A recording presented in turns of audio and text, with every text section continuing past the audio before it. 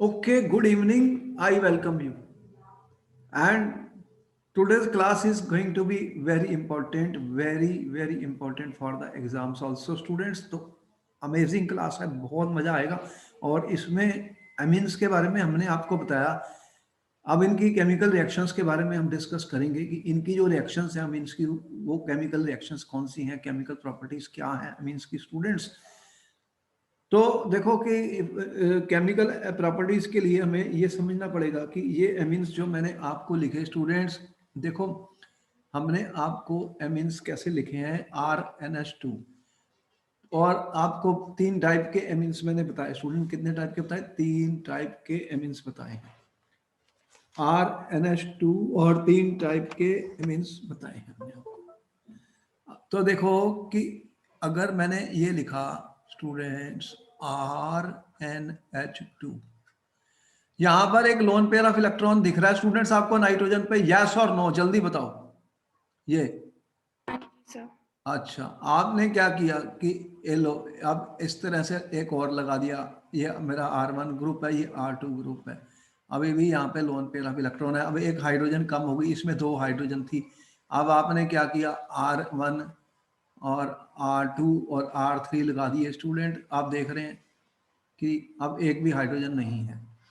अब ये हम कह सकते हैं स्टूडेंट्स, मैं क्या कहना चाहता हूं कि जो एमीन्स हैं स्टूडेंट, इनके नाइट्रोजन के पास है लोन पेयर। जब कभी भी लोन पेयर अवेलेबल हो जाता है स्टूडेंट, तो वो क्या बन जाते हैं, बताओ? वो क्या बन जाते हैं? Lewis bases. तो लीविस बेसिस बन सकते हैं, ये H+ को ले सकते हैं student, they can accept H+। तो अगर ये H+ को एक्सेप्ट कर लेंगे स्टूडेंट, तो क्या होगा, ये अगर मैंने ये कहा कि RnH2 है और यहाँ पे एक लोन पेयर ऑफ इलेक्ट्रॉन है, यहाँ पर एक एसिड आया, तो एसिड क्या करेगा, ये क्या करेगा, यहाँ पर देख रहे हो लोन पेयर ऑफ इलेक्ट्रॉन है, तो ये H को खींचेगा, क्योंकि HX में क्या होता है स्टूडेंट, ये नेगेटिव है, ये पॉजिटिव है। तो इससे क्या बनेगा फिर, ये इलेक्ट्रॉन को ले सकता है, इलेक्ट्रॉन पेयर को, और नाइट्रोजन के लोन पेयर H को खींच सकते हैं। तो आपको क्या बनेगा फिर, RnH बना, NH बना लो। यहाँ पर दो तो पहले ही थे और एक तीसरा और आ गया। अब जब कभी भी नाइट्रोजन तो तीन बॉन्ड बनाता है, नाइट्रोजन का 2 5, मतलब तीन इलेक्ट्रॉन नाइट्रोजन को चाहिए होते हैं। अब चौथा आ गया तो इसलिए इसके ऊपर प्लस चार्ज आ जाता है, प्लस चार्ज है, अमोनियम बन जाता है। और फिर ये X- है साथ में, तो ये देख रहे हैं आपको क्या मिल गया। जब ऐसे प्लस माइनस वाले होते हैं तो स्टूडेंट उन्हें क्या कहते हैं, ये आपने कहा एक बेस है, ये एक एसिड है, बेस और एसिड रिएक्ट करके क्या बना दिया, साल्ट बन गया साल्ट। हाँ जी सर। अब साल्ट बन गया है, ये अमोनियम साल्ट बन गया। जैसे कि ऐसा साल्ट था, अमोनियम और क्लोराइड का था, यहाँ पर हाइड्रोजन की जगह हमने आर लगा रखी है, तो ये एक साल्ट बन गया। अब इंटरेस्टिंग बात ये होती है कि जो साल्ट होते हैं स्टूडेंट, ये डिजोल्व हो जाएंगे पानी में, वाटर में सॉल्युबल हो जाएंगे। और जब वाटर में सॉल्युबल हो जाएंगे तो इसका भी हम यूज करते हैं, क्योंकि जब उन एमिन्स को हम सेपरेट करेंगे तो ये वाली टेक्निक यूज हो जाएगी, क्योंकि साल्ट बना देंगे। साल्ट बनने में क्या होगा स्टूडेंट, कि ये पानी में डिजोल्व हो जाते हैं, और फिर अगर कोई दूसरा कंपाउंड है वो साल्ट नहीं बना रहा, तो वो वाटर में डिजोल्व नहीं होगा। तो इस तरह से वो सेपरेशन के काम आ जाता है स्टूडेंट। इसके ऊपर डिस्कशन होगा, जैसे अगर हमने फिनोल और एनिलीन का मिक्सचर है स्टूडेंट, इनको सेपरेट करना है। अगर इनको सेपरेट करना है स्टूडेंट, तो ये किसी ऑर्गेनिक सॉल्वेंट में है, दोनों ऑर्गेनिक सॉल्वेंट में है। ऐसे ऑर्गेनिक सॉल्वेंट कौन से हैं, जैसे कार्बन डाइसल्फाइड है, क्लोरोफॉर्म है, इस तरह से ऑर्गेनिक सॉल्वेंट जो है, एप्रोटिक सॉल्वेंट, बेंजीन है, ये सब ऑर्गेनिक के सॉल्वेंट हैं। इनमें ये मिक्सचर है, मेरे को इसको सेपरेट करना है। तो मैं अगर इसमें डाल दूं एक्वस HCl, तो अब क्या करेगा, ये जो एनिलीन है वो साल्ट बना लेगा, एनिलीन अपना साल्ट बना लेगा, क्या करेगा, साल्ट बना लेगा। तो साल्ट क्या बन गया इसका, NH3+Cl-, ये साल्ट बन गया, बोलो। जी सर। और उसका तो नहीं बना, तो क्योंकि एक्वस HCl डाला है, तो ये पानी में, ये इसमें डिजोल्व हो गया, वो तो नहीं डिजोल्व हुआ, वो डिजोल्व नहीं हुआ फिनोल, ये तो डिजोल्व हो गया। तो मैं दो सेपरेट लेयर्स बन जाएंगी। अगर दो सेपरेट लेयर्स बन जाएंगी ऑर्गेनिक सॉल्वेंट की, एक ऑर्गेनिक सॉल्वेंट है मेरे पास और दूसरा है वाटर। तो वाटर में तो ये कंपाउंड आ जाएगा, तो इन दोनों को सेपरेट कर लेंगे, इन दोनों को सेपरेटिंग फनल से सेपरेट कर लेंगे। और जब ये बन गया तो वाटर के अंदर हमें ये मिल गया, फिर हम वाटर को रिमूव करके इस कंपाउंड को मतलब रिकवर कर सकते हैं। आपको ये वापस मिल जाते हैं। ये 60 जो होते हैं इनसे हम वापस चले जाएंगे, क्योंकि ये रिवर्सिबल रिएक्शन है। अगर इसमें थोड़ा भी मैंने बेस के कुछ ड्रॉप डाल दिए तो मुझे वापस वो कंपाउंड मिल जाएगा स्टूडेंट। तो इस तरह से ये जो साल्ट का जो फायदा है वो हम ऑर्गेनिक केमिस्ट्री में सेपरेशन के लिए भी यूज करते हैं। अब स्टोरी ये रही कि जब हम बात कर रहे हैं, ये तो अब एक मैंने साइड चीज आपको बताई कि कई बार ऐसे क्वेश्चन पेपर में आते हैं जिसके बारे में हमें पता होना चाहिए कि कोई भी। अब जो साल्ट की यूजेस आपको बताए कैसे सॉल्युबिलिटी का यूज सेपरेशन का कंपाउंड्स के लिए ऑर्गेनिक केमिस्ट्री में किया जाता है स्टूडेंट्स। अब नाइट्रोजन के पास है लोन पेयर ऑफ इलेक्ट्रॉन और हाइड्रोजन भी लगी हुई है, और ये जो कंपाउंड है ये एक तरीके से लिविस बेस भी है और न्यूक्लियोफाइल्स भी हैं स्टूडेंट, दो काम करते हैं ये। अगर ये लिविस बेस है तो ये एक्सेप्ट कर सकते हैं H+ को ये ले लेते हैं, बोलो एक्सेप्ट करते हैं। और दूसरा तुम कह रहे हो ये लिविस बेस भी है, और दूसरा ये कह रहे हो न्यूक्लियोफाइल है। लिविस बेस तो हमने बताई दी है, न्यूक्लियोफाइल भी है स्टूडेंट। तो न्यूक्लियोफाइल क्या करते हैं, इनके पास लोन पेयर ऑफ इलेक्ट्रॉन है तो ये कार्बन के साथ बॉन्ड बना सकते हैं, कार्बन के साथ बॉन्ड बना सकते हैं। वो न्यूक्लियोफिलिक सब्स्टिट्यूशन रिएक्शंस मैंने आपको बताई थी अल्काइल हैलाइड्स की। तो क्या हुआ था कि अगर ये न्यूक्लियोफाइल्स हैं, न्यूक्लियोफाइल्स क्या करते हैं कि RH के साथ तुमने जब ये रिएक्शंस की थी स्टूडेंट NH3 की, तो क्या बना था RNH2। तो इस तरह से ये न्यूक्लियोफाइल का काम करते हैं। और अगर मैंने R और आपको एल्काइलेशन बताई थी, अगर RNH2 यूज किया तो कैसे ये एल्काइलेशन हम कर रहे थे। तो इस तरह से आपने देखा था कि ये जो न्यूक्लियोफाइल भी हैं, न्यूक्लियोफाइल का भी काम कर सकते हैं एमीन्स। ये शिफ्ट बेस बना था, अगर मैंने RNH2 यूज किया तो वो शिफ्ट बेस बना देगा, क्योंकि ये न्यूक्लियोफाइल है, ये इस कार्बन से X- को रिमूव करके ये इसके साथ अटैच हो जाएगा। तो आपको पता है ये शिफ्ट रिएक्शन भी देते हैं।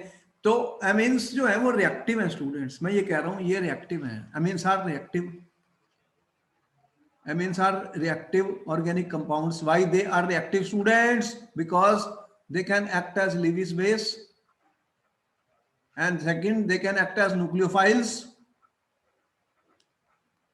और बोलो सही लिखा मैंने गलत लिखा, जल्दी बताओ स्टूडेंट्स, पार्टिसिपेशन बहुत जरूरी होता है आपका। सही लिखा है सर आपने। आपको मेरे साथ चलना है, क्वेश्चनों को समझना, तभी तो हम एग्जाम में क्वेश्चन अटेम्प्ट करेंगे। अब ये रिएक्टिव है as compared to other compounds, क्योंकि इनकी रिएक्शंस हो सकती हैं। और रिएक्टिविटी किस पे डिपेंड करती है, देखो ये मैंने 1 डिग्री बताया था, ये 2 डिग्री बताया था, और 3 डिग्री। तो इनकी रिएक्टिविटी और इनकी रिएक्शंस भी चेंज हो जाती हैं, डिफरेंट हो जाती हैं स्टूडेंट, क्योंकि हाइड्रोजन 2 थी, इसमें एक भी नहीं है। तो 1 डिग्री 2 डिग्री 3 डिग्री एमीन्स की भी केमिकल रिएक्शंस डिफरेंट हो जाती हैं, इसलिए वो भी रिएक्शंस हमें लर्न करनी पड़ेंगी, क्योंकि इनके अंदर हमने इसीलिए ही 3 टाइप के एमीन्स का आपको क्लासिफिकेशन किया। उनका बिहेवियर, उनकी प्रॉपर्टीज भी चेंज होंगी और नई नई रिएक्शंस बनेंगी। तो यहाँ पर सबसे बड़ी बात जो आज डिस्कशन में है वो बेसिक कैरेक्टर ऑफ एमीन्स है।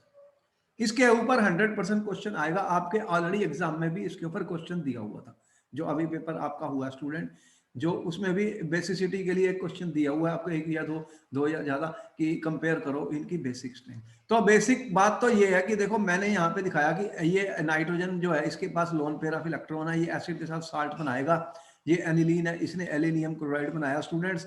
तो ये जो साल्ट है अगर इनको हम बेस में डाल दें तो अमीन वापस आ जाती है। इसी का मैंने यूज यहाँ किया सेपरेशन के लिए, क्योंकि ये जो बना था इसके अंदर अगर मैं OH- डाल दूं तो ये वापस मुझे ये मिल जाता है कंपाउंड एनिलीन। तो इसका मैंने यूज किया separation of phenol and aniline के लिए। तो बेसिक कैरेक्टर जो अमीन्स का है उसको हमें समझना है, उस पर क्वेश्चन कैसे आने वाले हैं। तो बेसिक कैरेक्टर के बारे में मैंने तुम्हें हमेशा बताया कि जब कभी मैं बेसिसिटी की बात करता हूं स्टूडेंट, तो मैं किसकी बात करता हूं, KB की और PKB की बात मैं करता हूं स्टूडेंट। कोई भी बेस है तो मैं क्या बात करता हूं, KB और PKB। KB जिसे बोलते हैं dissociation constant of A base student. तो KB जो डिसोसिएशन कांस्टेंट ऑफ बेस होता है वो अगर ज्यादा होगा, अगर केबी की वैल्यू ज्यादा होगी तो बताओ कि बेस स्ट्रांग होगा या वीक होगा।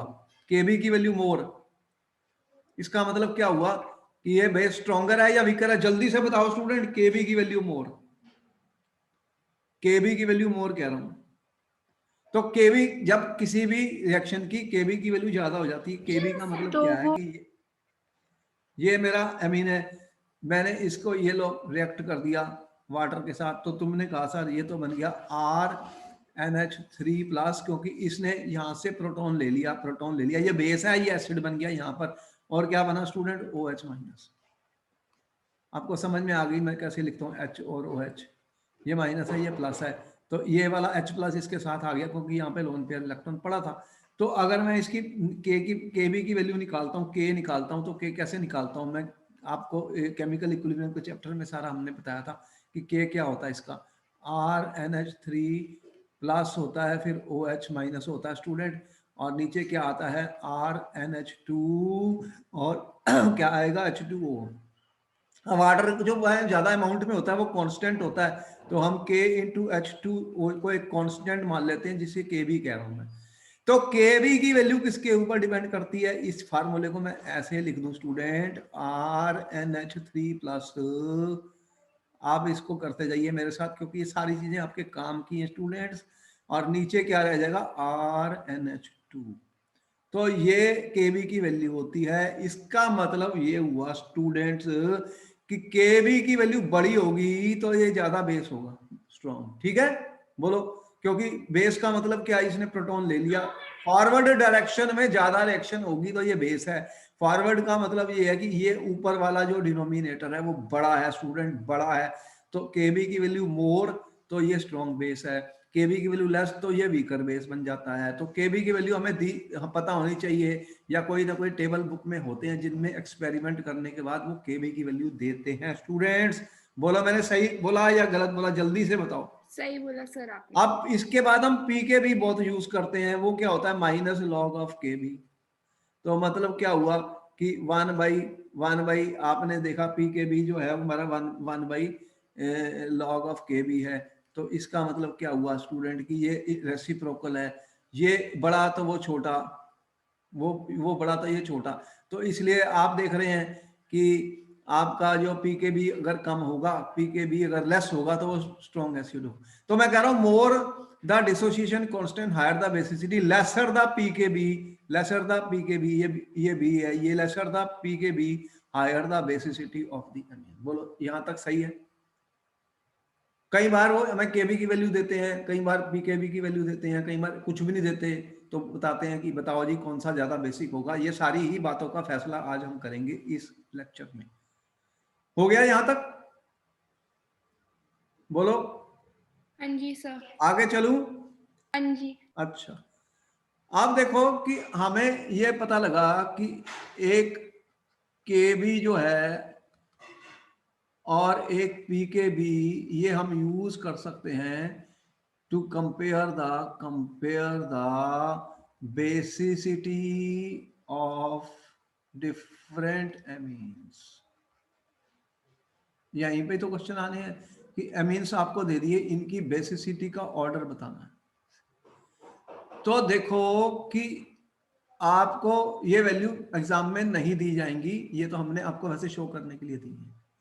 यहां पर देखो मैंने नेम ऑफ द एमीन और पीकेबी वैल्यू ली है, ये टेबल आपकी बुक में मिल जाएगी आपको। जैसे कि मैथना अमीन है स्टूडेंट, मैथना अमीन देख रहे हो, हाँ जी ये सर। मेरा मैथना अमीन है, और ये क्या है? N methyl amine. N methyl amine कौन सा बनेगा student? N N methyl methanamine. N methyl methanamine का मतलब एक मिथाइल और लग गया स्टूडेंट, ठीक है? ये एन मिथाइल मैथनामीन बन गया। हाँ इसकी जी। पीकेबी की वैल्यू कितनी दे रखी है स्टूडेंट? 3.38, और इसकी कितनी है? 3.27। देख रहे हो? तो अब बताओ कि दोनों में से स्ट्रॉन्गर बेस कौन सा है? ये वाला बेस स्ट्रॉन्ग है या ये बेस स्ट्रॉन्ग है स्टूडेंट्स? एन कौन सा मैथनल है? नीचे वाला सर, नीचे वाला। नीचे वाला नाम बताया करो, नीचे वाला नहीं, एग्जाम में बैठे हो हर चीज को नाम बताना है कि इसका नाम मैंने क्या बताया है। N methyl methanamine, methane, N methyl methanamine. Chemistry पढ़ रहे हैं, नाम बताइए, नाम IUPAC नेम, फिर काम आएंगे, एग्जाम में यूज हो जाएंगे स्टूडेंट। तो एन मिथाइल मैथनामीन की pKb लेस है। तो यहाँ पर जो मैंने बात बताई कि यहाँ पर देखो, ये methyl group electron donating group होता है, यहाँ पे 2 लगे हैं, यहाँ पे 2 लगे हैं, तो यहाँ पे प्लस आई इफेक्ट जो है ना वो काम कर रहा है मिथाइल ग्रुप का। तो जो इलेक्ट्रॉन डोनेट करने वाले ग्रुप है उन्होंने क्या कर दिया, बेसिसिटी को इंक्रीज कर दिया है स्टूडेंट, इंक्रीज कर दिया है। तो बेसिसिटी जो एमिन्स की है वो जो इनके स्ट्रक्चर और बेसिसिटी में रिलेशन है, यही बता रहा हूं मैं। स्ट्रक्चर और बेसिसिटी में एक रिलेशन दिख रहा है स्टूडेंट मुझे, इनकी जो टेबल है। और देखो यहाँ पर एन एन डाई मिथाइल मैथनामीन है। अब इसकी जो वैल्यू है वो कम हो गई है, ये 3 डिग्री है, ये 3 डिग्री अमीन है, और ये एथनामीन है, ये एन एन इथाइल एथनामीन है, एन इथाइल एथनामीन है। तो यहाँ पर आप देख रहे हैं कि जिसकी pKb की वैल्यू लेस होगी, जिसकी pKb की वैल्यू लेस होगी स्टूडेंट, वो ज़्यादा बड़ा बेस होने वाला है। अब ये सारी बातें हम डिस्कस करने जा रहे हैं अभी ही इसमें। ये बेंजीन, बेंजीन अमीन कौन सा होता है, बेंजीन अमीन, बेंजीन अमीन का फार्मूला क्या है स्टूडेंट, बेंजीनामाइन अमीन, बेंजीनामीन क्या बेंजीन है, के ऊपर NH2 NH, किसके साथ लगा है, बेंजीन रिंग के साथ। बेंजीन, अब इसकी वैल्यू कितनी हो गई है, 9.38 pKb। तो ये तो वीकर एसिड है, देख रहे हो, ये वीकर बेस हो गया है किससे, ये जो मैंने ऊपर लिखे हैं, ऊपर जो लिखे हैं मेथनामीन एथनामीन, तो ये अगर मैं लिखूं CH3 CH2 NH2, ये एथनामीन है, यहाँ पे भी एक लोन पेयर ऑफ इलेक्ट्रॉन है।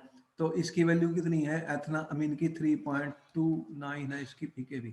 तो ये वीकर बेस है एज कंपेयर टू दिस। ये इंपॉर्टेंट बात है भाई, ये वीकर क्यों हो गया, ये सारी बातें अभी हम डिस्कस करने जा रहे हैं। ये वीकर बेस है, यहाँ पर ये वीकर बेस है स्टूडेंट, देख रहे हो।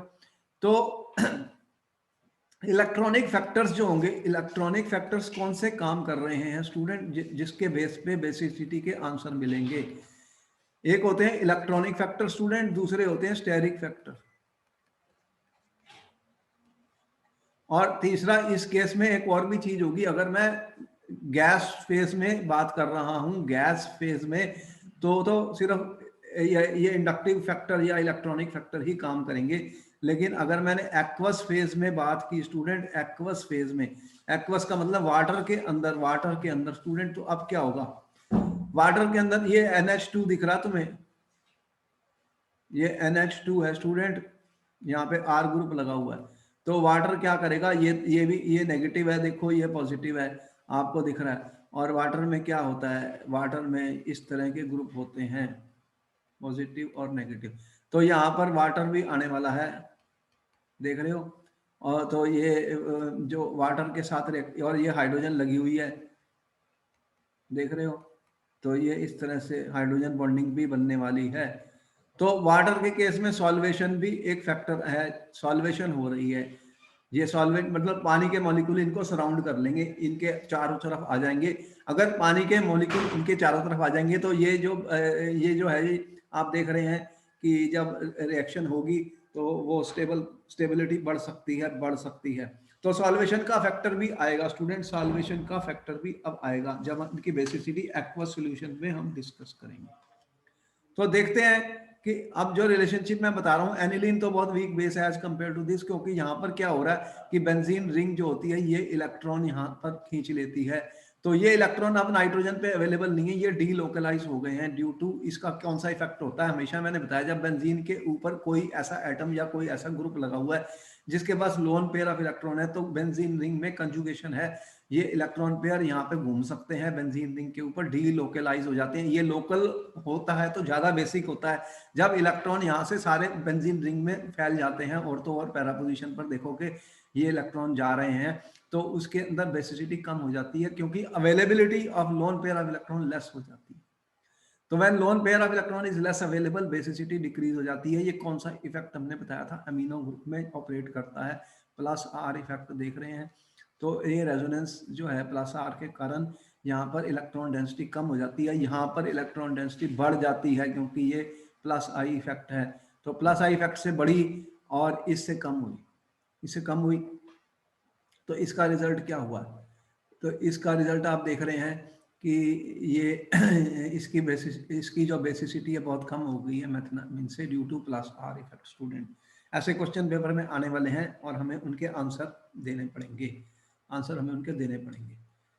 तो हमारे पास डिफरेंट टाइप के एमीन्स हैं, 1 डिग्री 2 डिग्री और 3 डिग्री। स्टूडेंट्स तो आप ये जो डाटा हमें दिया हुआ है ये भी देख लो, एक्वस फेज में दिया होगा, ये लिखा होगा बुक में इन एक्वस फेज।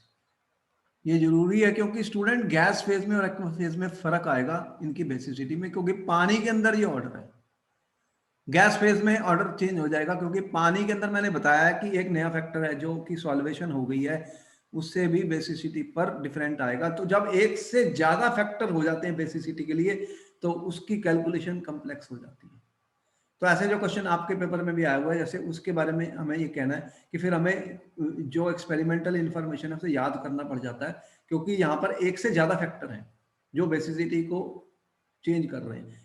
एक फैक्टर बेसिसिटी बढ़ा रहा है, दूसरा कम कर रहा है, तो फिर दोनों को मिला के जो आंसर आएगा उसी ही माना जाएगा। लेकिन कैसे पता लगेगा कि कौन सा फैक्टर ज्यादा हुआ है कौन सा कम? इसके लिए हमें कुछ तो याद करने पड़ेंगे, बहुत सारे याद हम नहीं कर सकते, जो बुक में दिए कम से कम वो हमें पता होने चाहिए।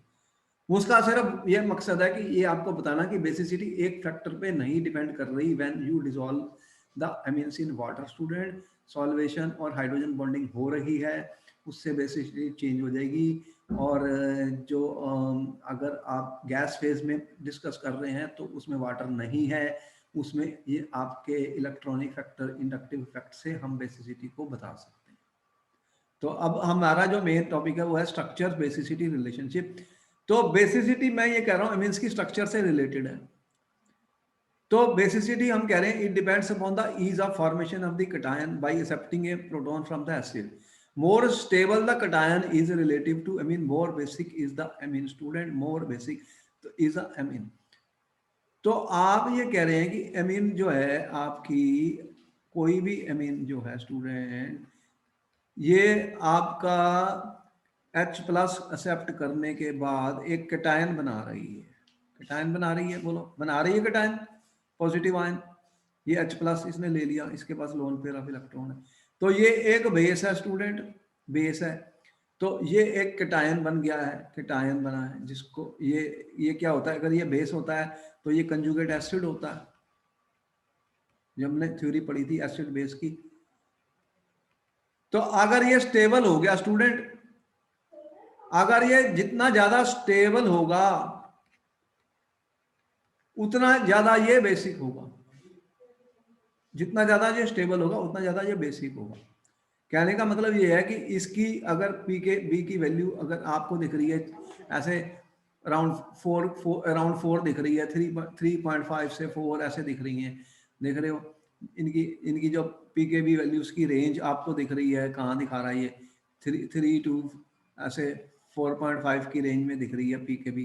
तो पी के बी कम होती है तो ये स्ट्रॉन्गर बेस होते हैं, ये स्ट्रॉन्गर बेस होते हैं, और ज्यादा हो जाती है, ज्यादा हो जाती है तो इनकी जो पीके है स्टूडेंट वो ज्यादा होनी चाहिए, ज्यादा होनी चाहिए। अगर कम होगी तो वापस चले जाएंगे, वापस चले जाएंगे। तो ज्यादा होंगे तो ये वीक है, ये वीक है। अगर वीक होगा तो मोर स्टेबल होगा, अगर ये वीक कंजुगेट एसिड होगा तो मोर स्टेबल होगा, ये कहने का मतलब है। तो ये एक रिलेशनशिप होता है पी के बी और पी के ए में, जो कि हम यूज कर सकते हैं स्टूडेंट्स। तो अब देखते हैं कि अगर ये स्टेबल हो गया, ज्यादा स्टेबल हो गया इससे, तो ये बेसिक बनता जाएगा। अब देखो कि हम क्या कह रहे हैं कि अगर मैं यहाँ पर पहली बात एल्कानिमिन्स और अमोनिया से कंपेयर करूं, अमोनिया से कंपेयर करूं स्टूडेंट, तो आप देख रहे हैं कि RNHHH ये एमीन है और ये है मेरा अमोनिया। बोलो है अमोनिया? तो इसके अंदर एक R ग्रुप लग गया है। क्या ग्रुप लग गया? R। तो यह जनरल मैं कह सकता हूं कि गैस फेज के अंदर क्या होगा, गैस फेज के अंदर स्टूडेंट ये पेपर में मेंशन किया जाएगा। तो आर ग्रुप क्या है? प्लस आई इफेक्ट, ये इलेक्ट्रॉन को रिलीज करता है। हाइड्रोजन तो इलेक्ट्रॉन छोड़ नहीं रहे, इनका कोई प्लस आई इफेक्ट नहीं है। तो गैस फेज में तो कोई प्रॉब्लम नहीं है स्टूडेंट, बहुत आसान है कि अगर मैं गैस फेज में लिखूं CH3NH2 लिखूं और एक लिखूं CH3 ट्वाइस NH लिखूं और तीसरा लिखूं CH3 थ्राइस N लिख दूं स्टूडेंट। तो गैस फेज में है तो आपको क्लियर है ये कौन सा मीन है, जल्दी बताओ। 1 डिग्री, 2 डिग्री और 3 डिग्री। तो गैस फेज में किसकी बेसिसिटी सबसे ज्यादा होगी, जल्दी से बताओ। ऑर्डर क्या होगा, ऑर्डर क्या होगा बेसिसिटी का। यहां पे मैंने गैस फेज मेंशन किया, ये याद रखो। यहां पे कोई भी वाटर अवेलेबल नहीं है स्टूडेंट्स। अब सिर्फ कौन सा इफेक्ट ऑपरेट करेगा, plus I effect. Plus I effect जो है मिथाइल ग्रुप का वो काम करेगा, ये इलेक्ट्रॉन डोनर है। यहां पे कितने मिथाइल ग्रुप है, देखिए तो बोलो। यहाँ पे 3 है। तो फिर इसमें सबसे ज्यादा इलेक्ट्रॉन डोनेशन हो रही है जी क्योंकि ये इलेक्ट्रॉन पेयर लगे हुए हैं, इलेक्ट्रॉन पेयर लगे हुए हैं। बताओ तो सबसे ज्यादा बेसिसिटी किसमें हुई गैस फेज में, 3 degree, more than 2 degree, more than 1 degree. ठीक है, इसमें तो कोई डिस्प्यूट है ही नहीं। बोलो मैंने सही लिखा गलत लिखा। सही लिखा। 3 इलेक्ट्रॉन छोड़ने वाले ग्रुप लगे हैं, यहां पर 1 लगा था, अगर 3 लगा दूं तो ये बहुत ज्यादा इलेक्ट्रॉन डेंसिटी हो जाएगी, ज्यादा इलेक्ट्रॉन डेंसिटी अवेलेबल हो जाएगी नाइट्रोजन पे, तो स्ट्रॉन्गर बेस होगा। तो यहां तो ऑर्डर बहुत क्लियर है कि मैं कह रहा हूं कि गैस फेज के अंदर आप ये लिख सकते हैं CH3 is more basic than CH3 is more basic than CH3 यहाँ पे एक हाइड्रोजन है NH2। ठीक है, ये ऑर्डर मिल गया मुझे गैस फेज में। बोलो एग्जाम में मैं लिख सकता हूं, हाँ जी आपने नोट कर लिया, इंपॉर्टेंट क्वेश्चन बता रहा हूं, ऐसे पेपर में आने वाले हैं। अब लेकिन जब मैं वाटर में डालूंगा तो क्या होगा, वाटर में डालूंगा तो क्या होगा। देखो ये H+ लेके बना रहा है ये वाला आयन, कटायन, ये कटायन बन रहा है, और इसका H+ लेके ये कटायन बन रहा है अमोनिया। तो अगर ये कटायन स्टेबल हो गया तो ये ज्यादा बेसिक हो जाएगा। तो अब क्या होगा कि जो सब्स्टिट्यूटेड अमोनियम कटायंस हैं get stabilised not only by electrolysing of the R but also by solvation with water. अब जब ये वाटर में इन एक्वस में ले लूंगा स्टूडेंट, एक्वस में ले लूंगा मतलब पानी अब आ गया, तो वाटर क्या करता है, सॉल्वेशन हो जाती है। वाटर क्या करेगा, सॉल्वेशन करेगा स्टूडेंट। तो ये जो कटायंस हैं स्टूडेंट, इनकी सॉल्वेशन होने वाली है। तो सॉल्वेशन से क्या होगा, अगर ये पानी से सॉल्वेट हो गए तो क्या होगा, ये स्टेबलाइज हो जाएंगे, ये स्टेबलाइज हो जाएंगे। तो जितना ये देखो इसमें कितनी हाइड्रोजन लगी हुई है प्राइमरी, यहाँ पर कितनी हाइड्रोजन है 3, और ये अमोनिया में कितनी है 4 हैं। तो सॉल्वेशन हो रही है। दूसरा क्या हो रही है कि वाटर में क्या होती है, हाइड्रोजन बॉन्डिंग। तो जिसके पास ज्यादा हाइड्रोजन होंगी स्टूडेंट, उसकी हाइड्रोजन बॉन्डिंग ज्यादा होगी पानी के साथ, यस और नो। यस तो मोर जो कटायन, मैं कटायन की बात कर रहा हूं, जो कटायन जो पॉजिटिव आयन बना है, अगर मोर हाइड्रोजन होंगी इसके पास तो इसकी मोर हाइड्रोजन बॉन्डिंग होगी, मतलब मोर सॉल्वेशन होगी, ज्यादा पानी इसके अराउंड आएगा तो मोर स्टेबिलिटी हो जाएगी, मोर स्टेबिलिटी आ जाएगी कटायन में, तो वो मोर बेसिक हो जाएगा। बोलो हो जाएगा, कटायन ज्यादा स्टेबल हो गया। लेकिन यहां पर 2 इफेक्ट ऑपरेट कर रहे हैं स्टूडेंट। यहां पर सॉल्वेशन में देखो ये अमोनिया के पास 4 हाइड्रोजन है, तो इसके पास ज्यादा सॉल्वेशन होने वाली है, इसके पास 3 है, इसके पास कम होने वाली है। और 2 डिग्री के पास अगर मैं कंपेयर करूं, देखो ये मेरा स्टूडेंट आपको दिख रहा है प्राइमरी एमीन वाला कटायन, ठीक है, एक हाइड्रोजन और आ गई प्राइमरी वाला, और सेकेंडरी के पास क्या था कि 2 R ग्रुप थे, R1 और R2 कर रहा हूं, और ये वाला आया, ये 1 डिग्री के साथ बना था, ये 2 डिग्री, और 3 डिग्री के साथ क्या हुआ स्टूडेंट, R1 नाइट्रोजन के साथ कितने लगे अल्काइल ग्रुप, 3, और एक H+ आया। अब इन तीनों में से बताओ इसके पास कितनी हाइड्रोजन है, 1 2 3, इसके पास कितनी है 2, इसके पास 1। तो सबसे ज्यादा सॉल्वेशन किसकी होने वाली है स्टूडेंट इस केस में, सबसे ज्यादा फर्स्ट सॉल्वेशन वाले इस की, केस में होने फर्स्ट वाली वाले है, की, हाँ जी। इसमें हाइड्रोजन बॉन्डिंग सबसे ज्यादा होने वाली है, इसमें उससे कम होने वाली है, इसमें उससे कम होने वाली है। और वैसे भी जब इतने बड़े बड़े ग्रुप लग जाएंगे तो वो स्टेरिक फैक्टर भी आ जाएगा। तो इसमें जो हाइड्रोजन बॉन्डिंग का लीस्ट है, इसमें जो सॉल्वेशन है वो उसका ऑर्डर ये है मेरे पास। सॉल्वेशन सबसे ज्यादा इसमें, उससे कम इसमें, उससे कम इसमें। तो इसका मतलब कि सॉल्वेशन से 1 डिग्री वाला एमीन ज्यादा स्ट्रॉन्ग बेस बन रहा है, और 2 डिग्री उससे कम, और 3 डिग्री उससे कम। कहने का मतलब ये है स्टूडेंट की 2 फैक्टर मैंने बताए अभी तक, 2 फैक्टर्स बताए फॉर बेसिसिटी। एक्वस सॉल्यूशन की बात कर रहा हूं मैं, किसकी बात कर रहा हूं, इन एक्वस मीडियम। ठीक है, तो एक्वस फेज की बात कर रहा हूं, इसको नोट किया जाए। गैस फेज में तो मैं डिसाइड कर चुका हूं बेसिसिटी ऊपर, यहां तो पानी है ही नहीं।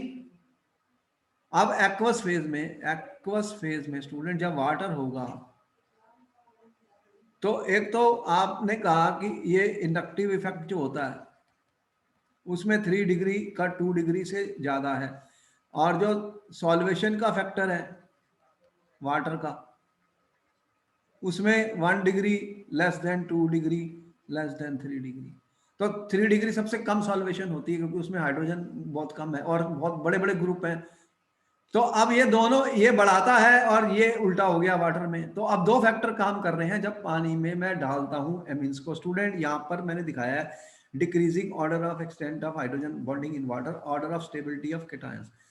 ये वाला जो था हमारा प्राइमरी था, इसमें सबसे ज्यादा पानी है, इसमें सिर्फ सिर्फ 2 हाइड्रोजन है, तो इसके अंदर हाइड्रोजन बॉन्डिंग उससे कम है। इसमें हाइड्रोजन बॉन्डिंग लीस्ट है, ये 3 डिग्री है। तो एक्सटेंट ऑफ हाइड्रोजन बॉन्डिंग आप देख रहे हैं सबसे ज्यादा 1 डिग्री में, फिर 2 में, फिर 3 में दिख रही है, बोलो।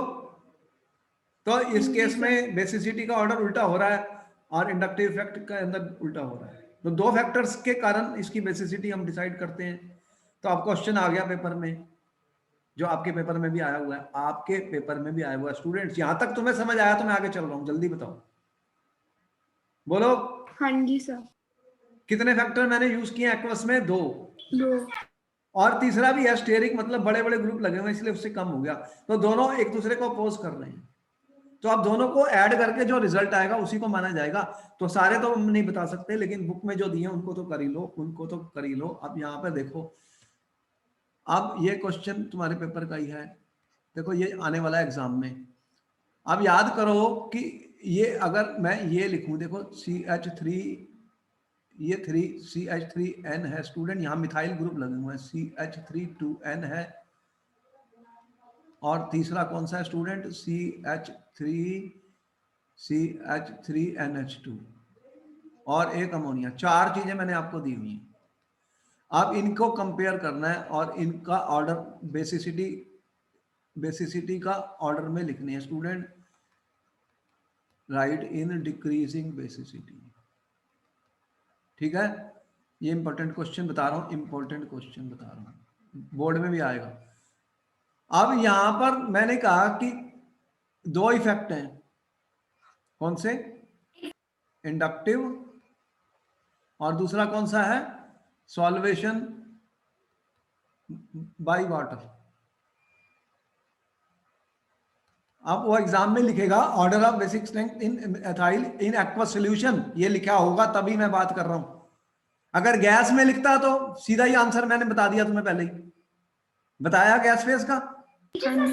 अब यहां पर देखो कि 2 फैक्टर हैं, एक बढ़ा रहा है एक कम कर रहा है। तो ये याद करने वाली बात है कि अगर मैंने मिथाइल ग्रुप लिखे स्टूडेंट, मिथाइल ग्रुप लिखे, तो याद करना कि जो 2 वाला होगा ना, 2 डिग्री वाला, वो सबसे बड़ा बेस होगा। कौन सा? 2, ये 2 डिग्री है। तो ये आपको अब ऑर्डर याद करने का मैं मेथड बता देता हूं। 2 डिग्री के बाद में कौन सा आता है स्टूडेंट? 1 डिग्री, और 1 डिग्री के बाद में कौन सा आता है? 3 डिग्री, और फिर एमोनिया। ये ऑर्डर है मेरा।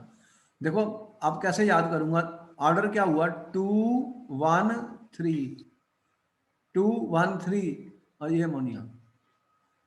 सर ये अमोनिया क्यों तो हुआ? सबसे कम ही है क्योंकि उसके पास कोई आर ग्रुप नहीं है।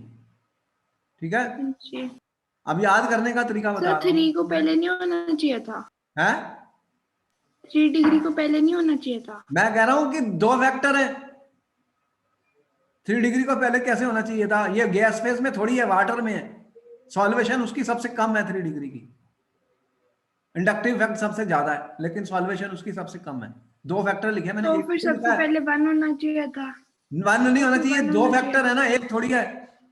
अब मैं बता रहा हूं एक्सपेरिमेंटली ये ऑर्डर मिला, इसे याद कर लो। होना चाहिए नहीं था, ये ऑर्डर होता है, ये पता है हमें ऑलरेडी, तभी मैंने ये लिखा।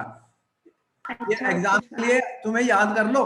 टू, जब अगर मिथाइल ग्रुप दिया होगा तो ये ऑर्डर लिखना है, ये 2 डिग्री, 1 डिग्री, 3 डिग्री और अमोनिया 213 NH3, 213 NH3 याद करो। बोलो जरा क्या मैंने बोला, 213 NH3 बोलो। 213 NH3। 2 का मतलब 2 डिग्री, 1 का मतलब 1 डिग्री, 3 का मतलब 3 डिग्री NH3। ये किस केस में? जब मिथाइल ग्रुप है, जब R ग्रुप कौन सा है? CH3। मिठाई। मिथाइल के लिए कह रहा हूं, इथाइल का ऑर्डर चेंज हो जाएगा। तुम्हारे पेपर में कौन सा आया था? ये वाला क्वेश्चन में आया तो हुआ एक बेसिसिटी के लिए, ये वाला था या दूसरा था? तो ये ऑर्डर तुम्हें याद हो गया? बोलो यस और नो, जल्दी बताओ। Yes sir. इसको अपने दिमाग में छाप लो, ये क्वेश्चन 10 बार आ चुका है पेपर में, फिर स्टूडेंट गलती करते हैं क्योंकि मैंने दो फैक्टर बताए हैं। उसने ये भी पूछ लिया भाई ये इसके कौन से फैक्टर यूज होते हैं, यहाँ पे एक यूज नहीं होता, दो। ये बढ़ा रहा है, ये कम कर रहा है, दोनों उल्टे उल्टे एक्ट कर रहे हैं, तो उन दोनों को मिला के ये रिजल्ट मिला। और दूसरा केस मैंने एक क्वेश्चन ये दिया आपको, इसका आंसर आ गया।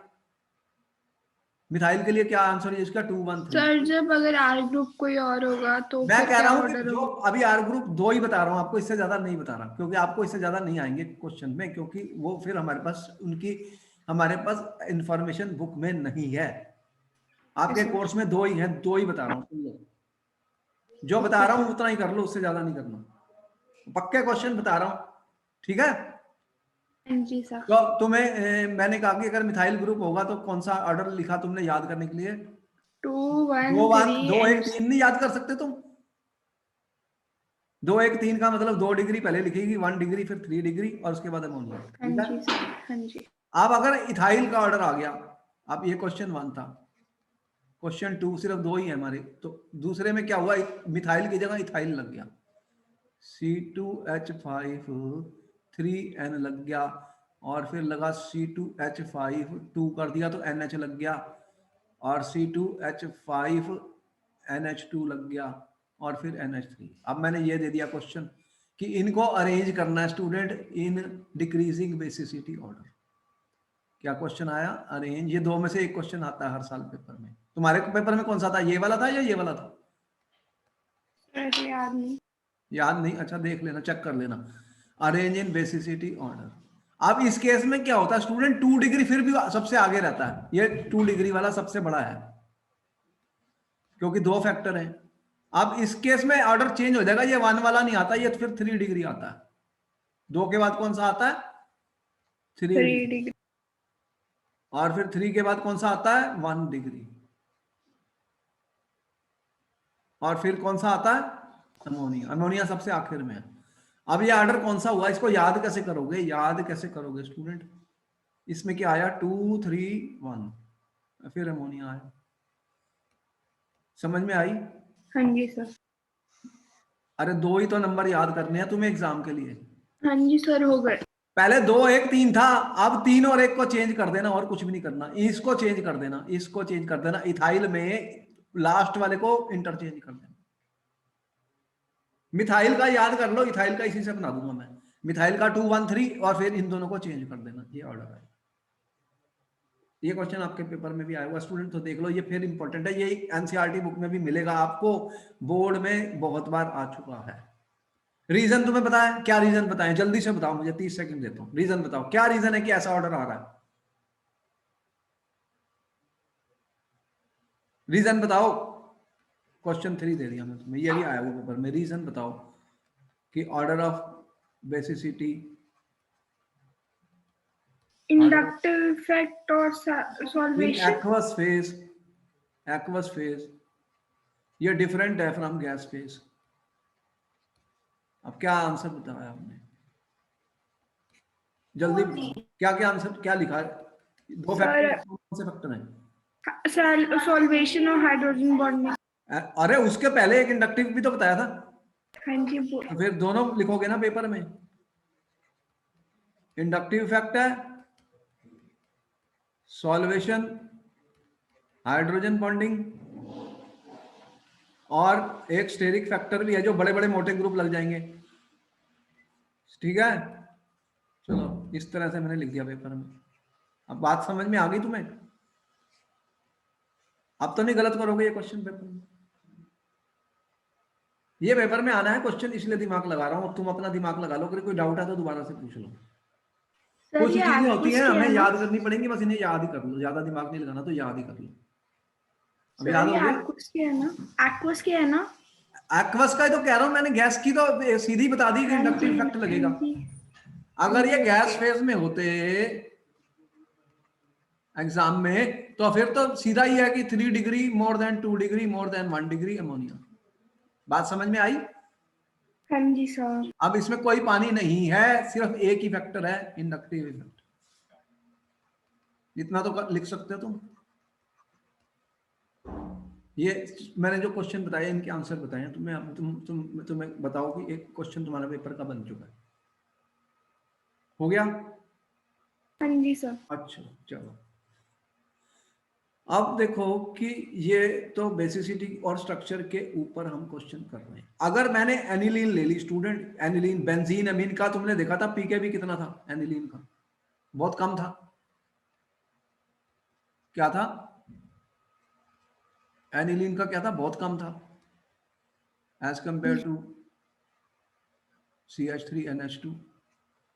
ये तो बहुत वीक बेस है इससे। इसका रीजन क्या बताया कि ये देखो इलेक्ट्रॉन यहाँ पे चल के कहाँ कहाँ जा रहे हैं। ये इलेक्ट्रॉन पेयर अब अवेलेबल नहीं रहा नाइट्रोजन के पास स्टूडेंट, ये कहाँ चले गया? ऑर्थो और पैरा पोजीशन पे चले गया। हाँ जी सर। तो यहां पर एक प्लस चार्ज आ गया। अरे लोन पेयर डोनेट करना था, प्लस चार्ज आ गया, तो इसकी बेसिसिटी बहुत कम हो गई। कितनी कम हो गई कि इसकी पीकेबी की वैल्यू मैंने कितनी लिखी है यहाँ पीछे? 9.38। कहां पर है वो? ये 9.38। देखो अब तुम्हें बातें समझ में आनी शुरू हो गई।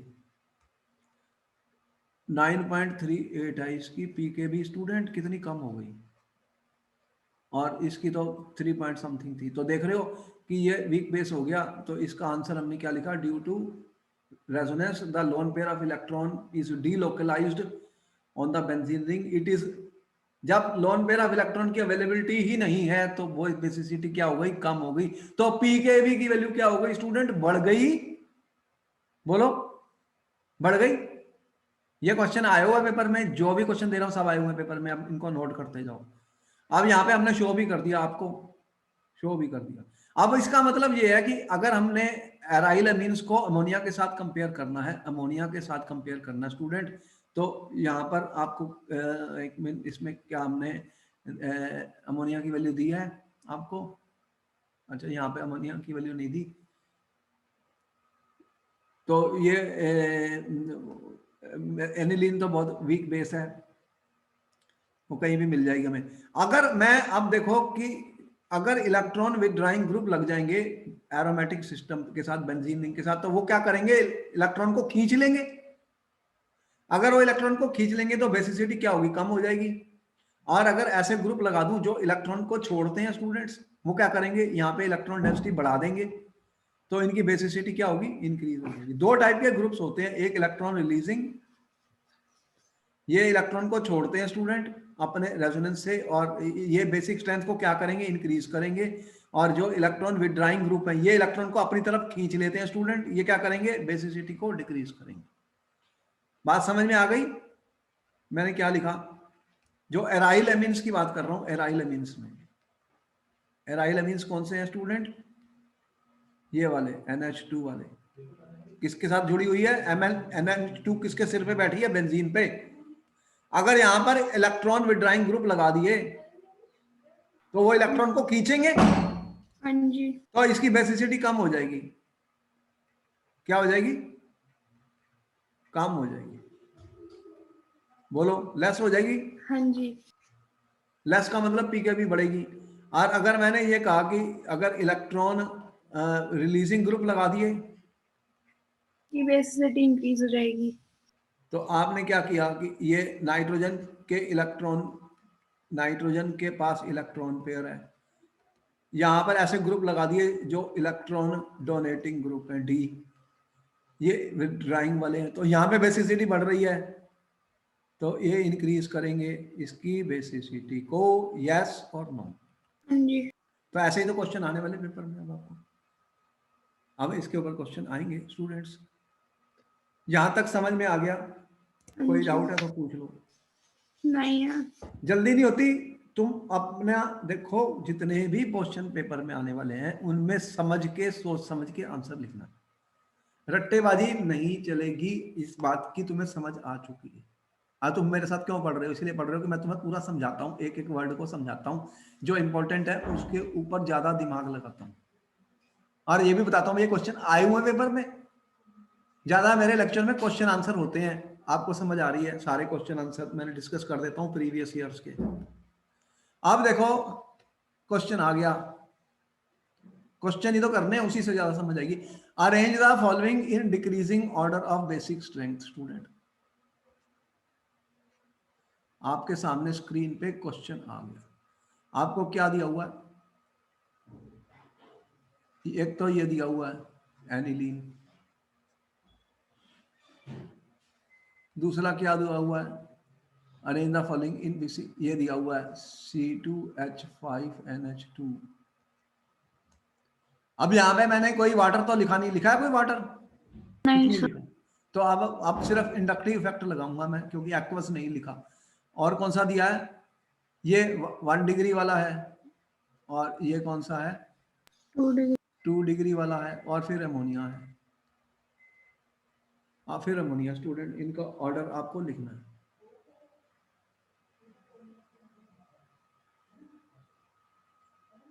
अब इनका ऑर्डर आपको लिखना है स्टूडेंट्स।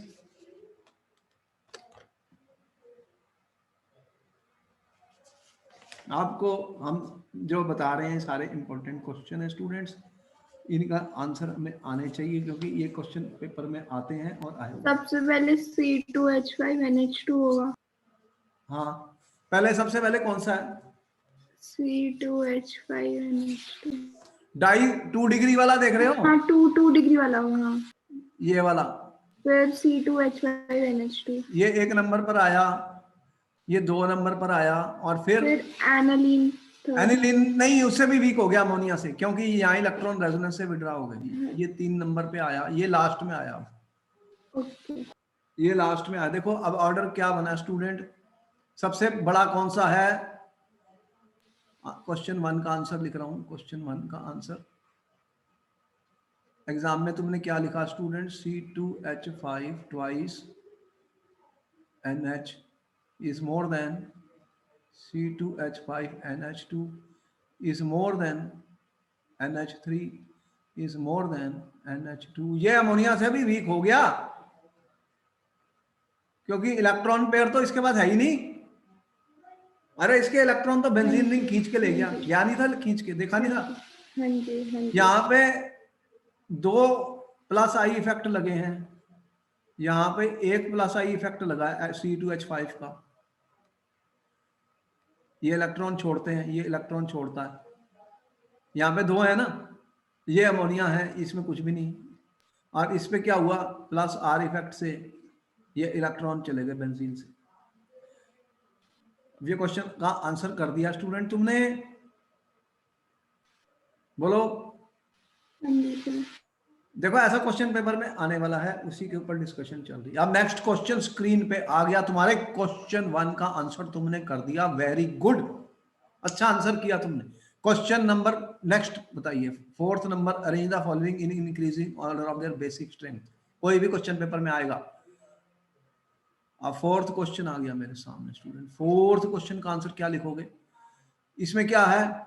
मैंने एक्वस तो लिखा नहीं, तो फिर इंडक्टिव इफेक्ट और रेजोनेंस इफेक्ट को यूज करो।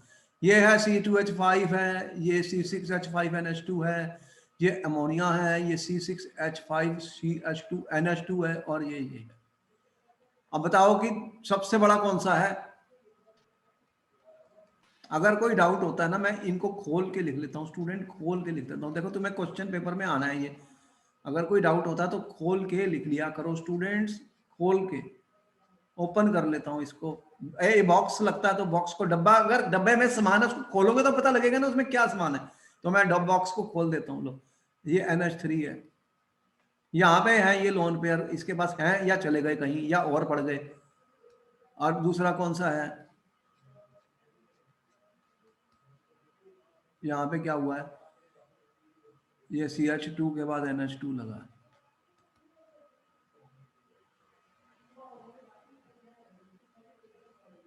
और क्या आया है, C2H5N और C2H5 और H आया है। अब बताओ इसमें क्या हुआ।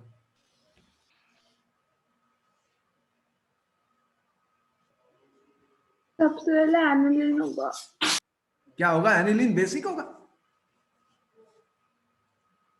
नहीं, इंक्रीजिंग ऑर्डर है ना। अच्छा, Arena following in increasing order, अच्छा ठीक है। सबसे पहले तुमने कौन सा लिखा, एनिलीन ये सबसे लास्ट में है। कितने है ये, 1 2 3 4 है ना, 5 है। पांचवा ये है, अच्छा ठीक है। सबसे बड़ा कौन सा है, सबसे बड़ा वाला ये लास्ट वाला। इसका नाम बताया करो, मैंने बोला करा केमिस्ट्री पढ़ रहे हो फिर भूल जाओगे। डाईइथाइल है ये, डाईइथिलामीन, ये 1 नंबर पर आ रहा है। और उसके बाद कौन सा आ रहा है 2 नंबर पर, इथाइलामीन। अच्छा वेरी गुड। और उसके बाद में कौन सा आ रहा है, अब देखो कि यहाँ पे नेक्स्ट रेजोनेंस अमोनिया। इफेक्ट तो है नहीं, क्योंकि ये बेंजीन रिंग इससे दूर चले गई है, इससे दूर चले गई है, देख रहे हो, ये इससे दूर चले गई है, ये बेंजाइल अमीन है। अब ये बेंजाइल अमीन है स्टूडेंट, PHCH2NH2 ग्रुप है और ये NH3 ग्रुप है। अब ये क्या करता है, ये अमोनिया है और यहाँ पर क्या है कि ये इलेक्ट्रॉन को सिर्फ इसके पास क्या है, रेजोनेंस इफेक्ट तो ऑपरेट ही नहीं हो रहा।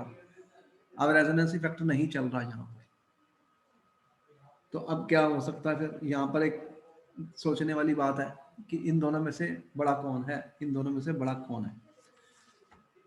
अब अमोनिया की पीकेवी की वैल्यू इसने नहीं दी आपको, अमोनिया की पीकेवी की वैल्यू नहीं दे रखी,